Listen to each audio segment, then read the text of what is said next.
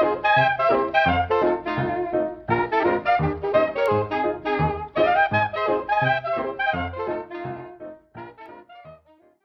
party. I thought I was taking her to the pool party and you were picking her up. Or are you going to go social? Oh, you're going to take her. Oh, man. If I don't have to go to a pool party. Well, you can take her. That means I don't have to leave until 6. I thought No, you've got a asked great me plan. to You've pick got a the great plan. Thank you I so don't want much. to go to a stupid pool party. What am I going to do at a pool party? Oh my God, this is the biggest first world problem I've ever heard. Whatever am I going to do at a social event around a pool? I don't know anybody. Oh, really? Okay, can I give you a little pro tip? Hi, my name's Caroline. Hi, my name's Caroline. Hi, my name's Caroline. That's my daughter over there. Yeah. Nice to meet you. Mhm. And what do you do? Oh, cool. Yeah, no, that's great. I can listen. I can listen all day long, but to expect me to talk? Hi, my name's Caroline. Tell me about yourself. And then you just sit there. Yeah, I usually do that. Yeah, I know.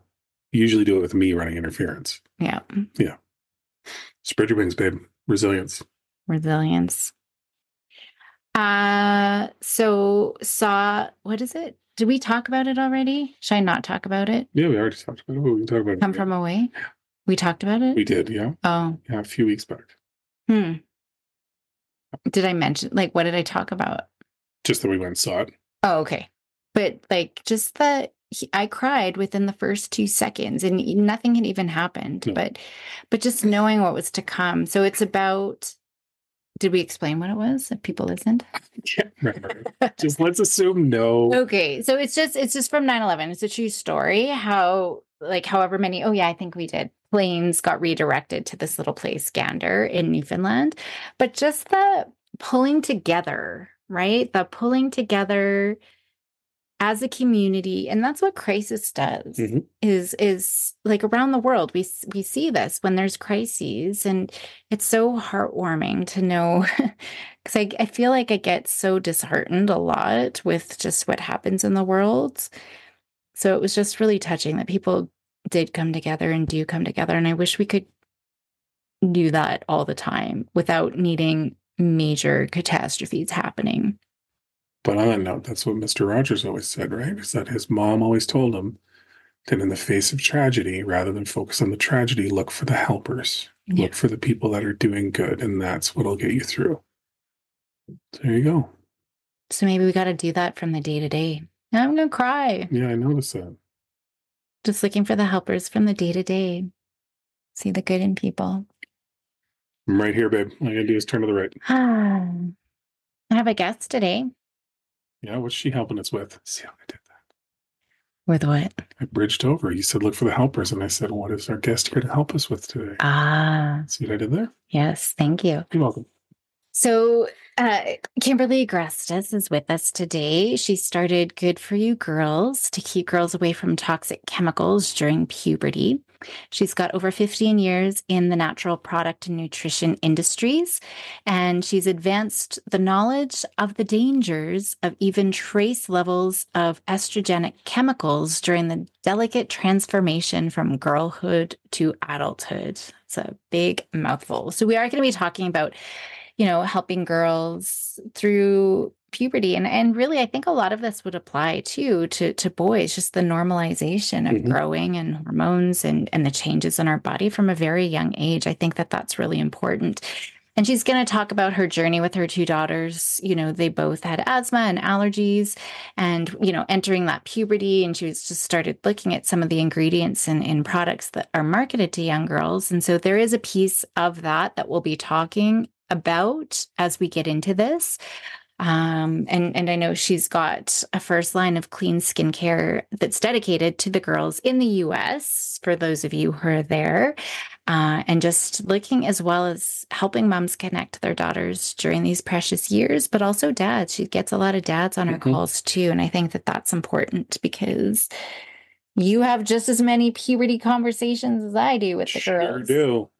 Try and make them as weird as possible. No, I'm kidding. No. Although you sure do. I do. 100%. But I'm normalizing it. I'm normalizing it. Yeah. It's all fun. It's all in fun. All right. I hope you enjoy. Welcome to the show, Kimberly. It's wonderful having you with us today. Thank you so much. Thanks for having me. So why don't we start off with having you tell us a little bit about yourself? So I am the founder of Good For You Girls. I actually am a creative director by trade. I was a fitness nut back in the day. And so I started my career in the nutrition industry. I worked in the sport nutrition industry with protein powders, amino acids, creatines, all of those ingestibles for your body. And I really was a student of anything that I do. I'm a student of the ingredients. And so I worked in that industry for many years. And then I opened my own agency in 2000. And my daughter was born. I was 4 months pregnant, starting my own business. And she was born with severe asthma and allergies. And we were emergency rooms, EpiPens, breathing treatments, those kind of things. My second daughter was born 2 years later, a very similar type of asthma, not quite as extreme, but she had eczema, a hive disorder, and they both had food allergies. So I was the research mom. Everything was eliminated from my home, from anything that was a synthetic fragrance, a synthetic dye, anything with a scent. And I was a label reader and just a really student of, when your babies are sick, you'll do anything to keep them safe. And then fast forward to 2008, my oldest daughter expressed interest in a body care product that was sold at Target, and it was toxic. And I said, wait a minute, I can do much better. And so that really became my second journey in starting Good For You Girls, because I knew that there were other moms like me out there that really wanted to protect their daughters from estrogenic chemicals. So that's kind of a really fast nugget of my history. Yeah. Oh, I'm just thinking of our own girls. They have all sorts of smells walking out the door and all sorts of I use literally a bar of soap and some cream on my face, but the different things that they put on them. Anyway, that could be a whole other conversation. Well, that's why we're here. That's why we're here, to just give that alternative to those moms and, who really understand some of the dangers. And it's not just the little ingredients, it's the mass. It's a little of this and a little of this and a little more of this and a little more of that. And so it really ends up becoming more chemical exposure than you really realize. Mm-hmm. And I know we were going to be talking about normalizing puberty conversations, but it sounds like this is probably a piece of this, right? So where do we start? Where do you want to go? Well, so I think in the whole journey of puberty, I am such a cheerleader for puberty. I have to just say that. I hate when people take the opinion puberty sucks and just get over it. That just makes my skin crawl. Puberty is a superpower. And if girls really realized what their bodies are doing, what their bodies are capable of doing during this time, I think they can be empowered by it. Right. And, now we have a lower age of puberty. In the 1940s, it was 14. Honestly, the average age of puberty now is 11. So, and we have breast development used to happen with puberty at the same time, but breast development is happening almost 2 years earlier. Mm-hmm. Right. So we have young girls who really their critical thinking is not developed. We have the influence of social media. There's so much going on. There's a lot of fear around puberty, and subsequently there's a lot of trauma. And I truly believe that moms are their daughter's biggest influencers. And we have such an opportunity to really help them. And not only help them, but make this journey remarkable and in a really positive way so that it doesn't haunt them when they're older, right? Because it really is. It can be it's a very, very scary time. And, puberty doesn't start in your reproductive organs. Puberty starts in the hypothalamus, the pituitary gland, and your adrenal glands, right? So, when we have these conversations around puberty, they should be when there's growth. So I don't know about you, but I always mark our daughters' doors every year on their birthday. Well, some years you'll see a little jump, and then some years you'll see a really big jump, right? Anytime when you see that growth, it's not like, when they're little, it's like they think it's like magic, magic beanstalk, right? They're just growing, and it's just this magical thing that happens. And when we start saying, well, these are hormones, right? There's special hormones in your body that help you grow, right? Not this aloof thing, right? So when we start those conversations about that in little, then they're not, because I know when I first learned about hormones, I thought it was all, ooh, it's the reproductive, you know what I mean? It's all that, right? It's right. It's that fifth grade conversation, or, that health class, right? That was the first time I heard about hormones. No, hormones control so much in your body. And especially as women, hormones are a huge factor our entire lives. So just really the education about hormones, they with your blood, especially during puberty, it's your brain, it's your blood, it's your bones, right? It really controls every system in your body is hormones. So, and also for parents, recognizing early puberty or signs of puberty, so that if there is an issue or something seems out of whack with it, that they can address it with their pediatrician earlier. Right.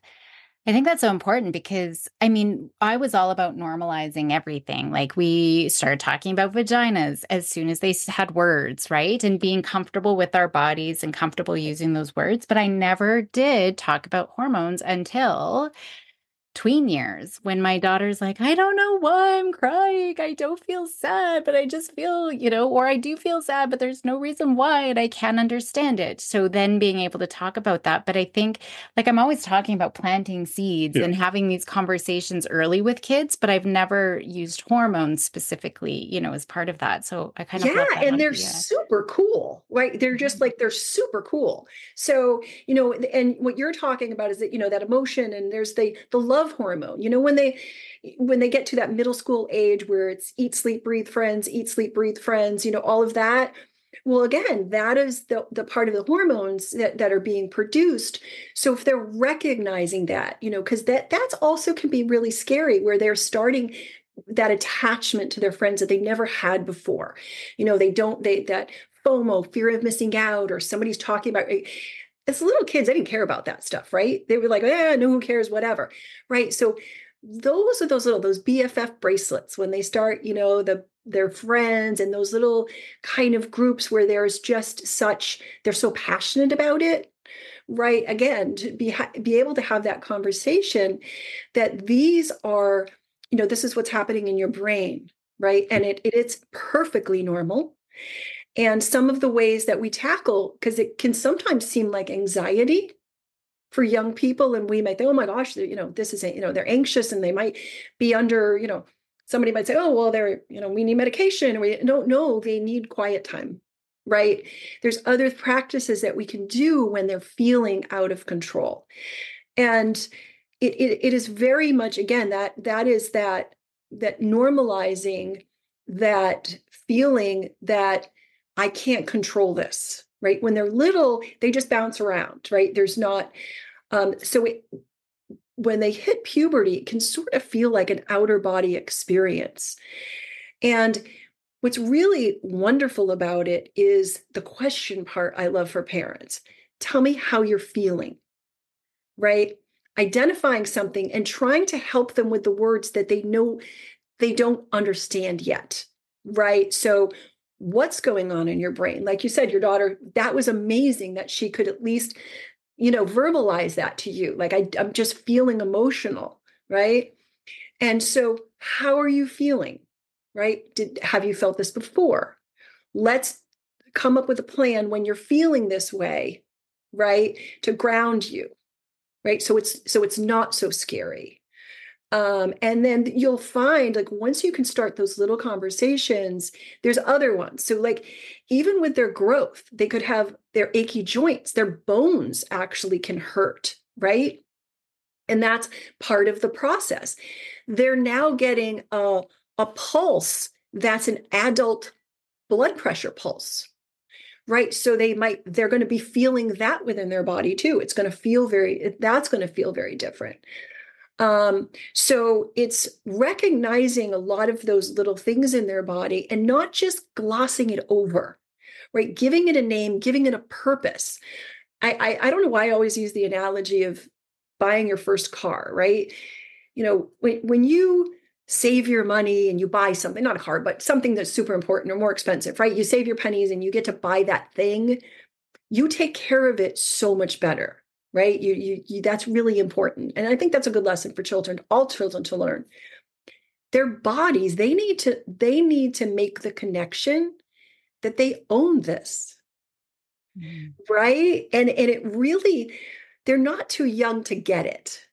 And we tell them what to eat, we tell them where to go, we tell them what to wear, right? And then all of a sudden we stop. Like, okay, figure it out. Well, and in addition to all this, all these hormone changes, all of these things happening in their bodies, no wonder it's a scary thing for them. And you'll hear stories, children will lash out, right? Or they'll get crazy. They'll say, "Oh, my daughter's she's I can't go near her." Well, in that moment, when I hear those stories, those always make me really sad, because what she really needs is you to hug her tighter, right? Anytime a child, we know this in psychology, anytime a child is lashing out, they're feeling out of control. So they need you. That's what makes them feel safe to do things, right? Because they know you got their back, right? Okay. And my daughter my youngest one, she was crazy like that. She would not be kind, and she could lash out and say things that she just in the moment, right? And it's hard as a parent to kind of sit and keep your mouth shut and count to 10 and whatever, but that's what we have to do, right? That's what we have to do. And we came up with a safe word called pickle, meaning you got yourself in a pickle. And she would just say pickle. Like she would just, and I was like, okay, catch you later. Let's continue, right? And she would know that what she was saying, she didn't mean, or she didn't feel, or she didn't want to be saying it, but it was those little gremlins coming out of her, right? And she just needed time to figure it out. So whether I said pickle or she said pickle, that was it. And everything stopped. All anger, all heat, and whatever would just stop. And then we would take time, and then she would eventually come to me, or I would eventually go to her. And what a godsend that was, just to understand. So it's making them feel safe in what their bodies are doing. And like I said, these changes are happening in girls' bodies so much sooner. So we have that extra, that confusion for them, where they really don't understand a lot what's happening. And when we can talk to them about the little stuff now, and when they're, 8 and 9, we can talk about the bigger issues when they're 14, 15, and 16. And I know that parents will always ask me, like, well, when is this time, right? And I know that when they start bathing by themselves is also another sign, because things are happening in their bodies, right? And so the adrenal glands are really amazing too, and they're another part of puberty. So when they start body odor and pubic hair is not necessarily from it's the adrenals. And the kids are stressed out today, and we know the importance that the adrenal glands play, right, in our bodies as adults, because we can really burn out our adrenals. So when kids are, when they're younger and they're overstressed and things like that, I think that also is playing into sort of what we're seeing in this early puberty that's happening, right? Mm-hmm. So if you're sensitive to watching, privacy, right, where they're asking for more privacy, and they want to be in the bathroom by themselves, and you're no longer bathing them, or things like that, that's really a very big sign that you need to start more paying attention to those smaller little signals. And then again, having those, how are your bones feeling? How your joints ache, and all of those things. So it's when you start paying attention, and it's hard too, because when you're there every day, you don't see, right, how fast, right? We're watching it as parents, and you're just and people who haven't seen them for a while, I'm like, oh my gosh, you've gotten so big, and we're sort of blind to that on a daily basis. Yeah. I remember like key moments, like we went away on a trip. I think Maya was like 1. We went away on a trip for a couple of weeks and came back, and she was always able to walk underneath the ledge of our counter and the fridge door, right? She could just always walk underneath. And then all of a sudden, one day, open the fridge, bonk, right? And so sometimes we notice those things, but yeah, the gradual Yeah. pieces. We definitely had the growing pains. That was new. I don't remember having growing pains as a kid, but both of them, like quite I significant. had the, Like, and that's my fault yeah. because I had him brutal when I was growing Well, up. he's like 6'6", and so they're both taller than me now, and so I think that Oh, that's Yeah. probably a part of it. So, are there other signs or changes that parents should be aware of? And then, are there specific things at certain times, at certain ages, that parents could be, asking questions sort of to navigate some of those conversations? well, again, it is such a wide range, Yeah. right? Obviously, the emotional part of it is one of the first, right? The growth spurts, um, sort of any physical changes. And again, physical changes, if they're happening really early, that also is a trigger, right? You need to get that under, so it's premature thelarchy, breast development, and sometimes that just happens with like little estrogen and kicks of estrogen, but so the physical changes, the emotional changes, the friend changes, any behavioral changes, sleep patterns. Also, melatonin is changing at this time too. So their melatonin is changing, and it's actually 3 hours later. Yeah. Right. So you think about a child who was all of a sudden their melatonin was kicking in at a certain time of day, and now it's 3 hours later. Right. That happens very, very quickly. So now you have sleep patterns. So one thing that is truly really important for children going through puberty and changes is downtime. And whether that's journaling or drawing, and again, I'm the devices and things like that, I'm not a fan. I think we have to be the big people in the room and make those hard choices, and that's it is because it's for their benefit. So you just have to kind of do that. But anything that's grounding for them, calming for them. Again, I was a huge fan of crafts, journaling, drawing, reading, anything like that to bring them back to focus on what's in front of them is a really great practice for puberty. Mhm. Anytime they have to be in the moment and doing something just literally right in front of them. So boys are real good like this when they'll play with their Legos or whatever they're doing, and again, I'm not opposed to video games or things like that. But it's so important to have that centered downtime. And it's not so bad for you either, right? And when I talk about the relationship between mothers and daughters during puberty, it is a gift, right? This time is so fleeting.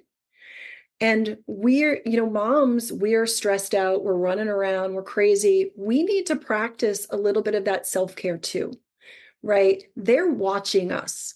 We forget how much they're watching. They're watching, a parental relationship. They're watching how we speak, what we're doing. And if we're not practicing some of that self-care, they're going to recognize that. So I always, tell the moms, now's the time for you. If you've ignored your self-care, if you've ignored your time to detox, now's the time. Because she's 9 today, she's going to be 18 in a blink, right?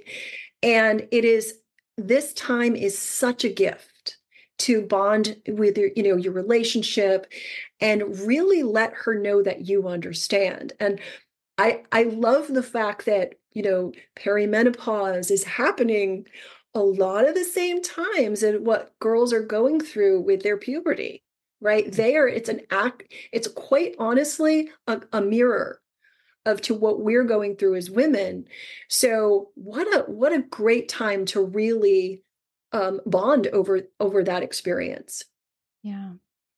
And I need tips for parents, and I would say dads too, Yep. because I think, we do have people who are single dads, Mhm. and they have to sort of navigate this, but especially around some of those big ticket, if they start menstruating or big body changes, like we're managing that right now. Our little ones just started, right, going through this different, bigger phase. And so, I think it's kind of new, and it can be really uncomfortable for everyone. So, I mean, especially if it's easy for people who have babies and little ones that they can start talking and normalizing that. But maybe for people who do have older kiddos now, or who are kind of going through that. Yeah, I mean, Any tips? I'm about celebrating, right? Any little thing to celebrate, right? So like when you need to go buy her first bra, like make it an event. I don't care if you buy every single bra, like it I always say no day against Walmart, but I'm like, if she wants a bra at a fancy teen store, you go buy her a bra at a fancy teen. Like, let it be that event, and maybe buy some matching underwear. Like, let her feel good about herself, because and she won't ever forget that first time you do that. Like that will be, burned in her mind that you took the time and that was a special thing, right? And so again, you have to look at her as today, but you also have to kind of look beyond the age today and say, what would she want for herself as a 22-year-old young woman, a 25-year-old woman? How would you want to see her taking care of herself? Right. So, and dads, I love dads. They make me cry when they call me. I love them. I'm on the other end of the line, bawling because they're so passionate. Language is hugely important, and it's never a brush, like you can never brush off the feelings. Again, I speak specifically a lot of girls because I'm a girl mom, but I'm sure boys never joke about it, right? It's always respectful conversation, right? It's always, tell me, I wish I knew what that felt like. Tell me what that feels like. And to push, dads are the best ones to say, oh my God, you're a rock star. Like that would bring me to my knees, right? Like what you're going through would bring me to my knees. Like I am so impressed, right? What your body's doing. What a phenomenal thing, right? So I think dads just need to be reminded that, and again, as parents, we know that our words have a lot of weight to them. And that relationship again between a daughter and a dad can be so beautiful, again, in the fact that she knows you got her, right? That whatever she needs, you got it. And dads are more of that silent, like once you do the head, get it, you have that serious conversation, you get the head nod, what do you need, girl? And it just shows up the next day, right? Dads are awesome like that, right? Dads can, right, where moms can be a little bit, have to ask 3 times. Dads just do it, right? Dads are really great like that. So I think that's just the language, just to remind ourselves that the language we use is really important to how she will feel about herself. And I do think dads play a big role. Like you're good at this. Well, in either normalizing or shaming, really, but you're good at normalizing. Like even he's the one who goes and picks up our tampons and pads, right? And Yep. it's not a big deal. Like it's just I need to Yep. run to the store to get some milk. Anything else? Anybody need anything? And the girls are comfortable to say, "Yeah, I'm a dad. Like I need this." And he's like, "Okay." It's just part of life and part of our routine. And I think that those little things also make a big difference. It's not even the words that we're saying, the conversations that we're having, but I think Yes. just some of those sort of day-to-day things. I remember when I think it was Willow was starting to menstruate. I'm like, we can have our celebration. Like, we're going to have our sister, I can't remember, like our blood sister ceremony. And she's My like, gosh. no, like, Yeah. no, Yeah, I'm out of here. I'm not for that. So what we did I was is just kidding, but she's like, I'm out of yeah, here. no, we were actually, my oldest daughter, we were actually on our way to the American Girl doll store. It was like a big thing and a big trip. And we had another friend and we were going to make a day of it and have lunch and everything. And she got her period that morning. And I gave her $100. Wow. And I said, sweetie, anything you want today? Like, she was like, really? Like, that was a big deal, right? She was like $100 bill. And we got to the store and she walked around. She'd already had a doll and had, accessories and things like that. And she just decided, she goes, you know what? I think I'm done. I think I'll like my doll, but I don't want any more. And so it was really ironic because her sister did not want to admit when she got her period. She was like, we all knew, right? And that's what have younger siblings, kind of, it's a little bit easier because they've seen, and again, all the conversation was always there. And, but she didn't know about the $100. So one day I said to her, I said, if you tell me you get $100, she's like, okay. I'm like, all right. And I'm like, here you go, here's $100, and then she felt silly, like not telling me. Right. Right. Yeah. But yeah, no, dads are great doers. And you're right, is just having the stuff there, at all times. And, that's super important that they know that they have it accessible to them. Their needs are being met.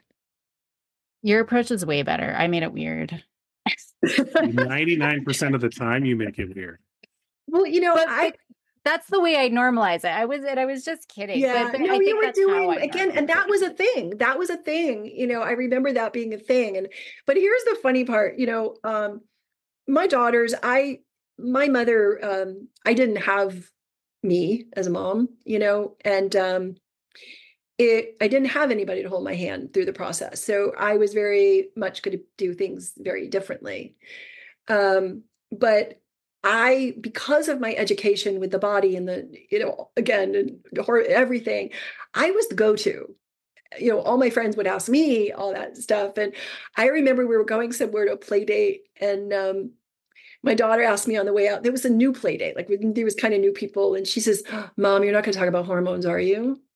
And I said, well, if they ask, honey, I am. And she goes, okay. So it's like, it was like, we just, and it wasn't like in an embarrassing way. It was more of a celebration. So I was really happy that was just how they were brought up, because I know that when they become parents, it's not going to be fearful, right? They're not going to have, do we love these changes? No, sometimes they're pain, right?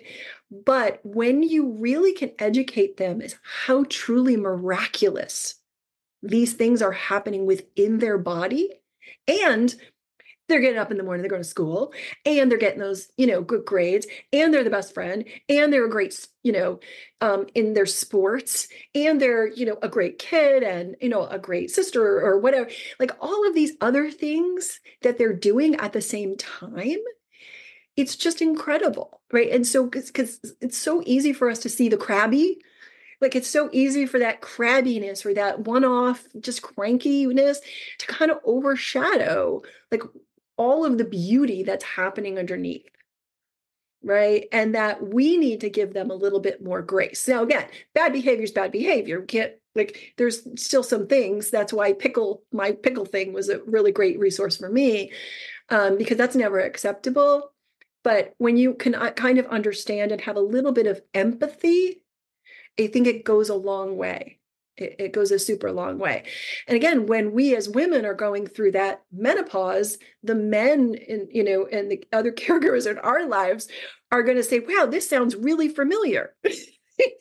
And you're like, yes, it is extremely familiar. And that's how, humans, it's just a wonderful process. It really is. And I'm always talking about normalizing sort of everything. And I think that that's a key piece here. So thank you. I think that there's lots of important pieces of information. I don't know if you have any questions. No, this is great. Okay. Yeah. Or anything left unsaid that you think is important? No, I do. Again, I want to talk a little bit about the chemical. If I can, because I want to this, because we have a lot of young people now running to the stores to buy certain things. So the way that I like to explain the chemicals exposure to young girls is that in your body, you eat a protein, your body knows what to do with it. You eat a fat, a carbohydrate, your body knows what to do with it. So now if you're introducing your body to synthetic chemicals, dyes, fragrance, preservatives, the closest chemical compound in your body that it thinks it is estrogen. So these ingredients in all of the products that they're exposed to internally and again in our food and whatever, and on our skin, because your skin is the largest organ on your body. So 65% of what you put on your body gets absorbed right into your bloodstream. Right. So these chemicals, we call them estrogenic because they're actually mimicking estrogen in the body. Mm. And so again, while they're going through puberty and they're waiting for these signals of estrogen, they're getting these false signals. And boys are not immune. So you see boys in middle school, they have breast buds. They'll actually develop breast buds because that's the high levels of estrogen that they're getting in their world. Now, when their testosterone comes in, it pushes down that estrogen, but women don't, girls don't have that. Right. So, but you'll see a lot of boys going through that stage where they're actually developing breasts, and that's extra estrogen. And unlike your digestive tract, where you have the acids of your stomach, that it's actually breaking down a lot of these ingredients, your skin it's going right into your bloodstream. And so so chemical exposure is really important, but also the ingredients that they're putting on their skin, because we're finding that if they're using not just harsh ingredients, but things that are exfoliating their skin too fast, like alpha hydroxy acids, or a lot of these harsh anti-aging ingredients, it's actually leaving them susceptible to UV damage at an earlier age. Because sebum, the extra oils in their skin, are actually, I know they want to strip them away, but they actually are providing important protection for that microbiome and against UV damage. So it's not only that, we have to be careful of the chemicals that we're using on the skin, that we want to expose them to, but it's also the harshness in certain ingredients that we don't want on young skin. Again, just for making, disrupting their microbiome and also leaving them exposure to the UV damage, which we won't know the damage until much later. Right. Right. So what would be some things that we would want to sort of direct our kids to if they were using products, or any at all? So, it's not hard to read a label. Right. Again, try to avoid things with a lot of synthetic fragrance in them, dyes, especially. Anything with alcohol is really not good for your skin at all, for anybody. But alpha hydroxy acids, beta hydroxy acids, anything that's sort of like a chemical peely thing that, women, we use to turn our cell turnover. We don't want that fast cellular turnover in their young skin. That's not what they're supposed to be doing. Their skin is actually turning over at a much faster rate than ours.